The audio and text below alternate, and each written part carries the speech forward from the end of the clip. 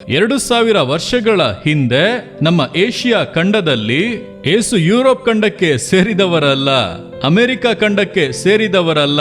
ನಮ್ಮ ಏಷ್ಯಾ ಖಂಡದಲ್ಲಿ, ನಮ್ಮ ಇಂಡಿಯಾ ಇರುವಂತ ಏಷ್ಯಾ ಖಂಡದಲ್ಲಿ, ಮಧ್ಯ ಏಷ್ಯಾದಲ್ಲಿ ಬೆತ್ಲಹೇಮ್ ಎಂಬ ಸ್ಥಳದಲ್ಲಿ ಯೇಸು ಮನುಷ್ಯ ಅವತಾರವನ್ನು ಎತ್ತಿ ಜನಿಸಿದನು.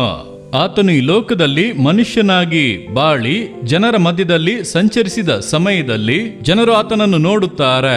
ಇದಕ್ಕೆ ಮುಂಚೆ ಪ್ರವಾದಿಗಳನ್ನು ಅವರು ಕಂಡಿದ್ದಾರೆ, ಅನೇಕ ದೇವ ಮನುಷ್ಯರನ್ನು ಕಂಡಿದ್ದಾರೆ. ಆದರೆ ಈತನು ವ್ಯತ್ಯಾಸವಾಗಿದ್ದಾನೆ. ಆತನ ಪ್ರಸಂಗ ವ್ಯತ್ಯಾಸ, ಆತನ ಜೀವಿತ ವ್ಯತ್ಯಾಸ.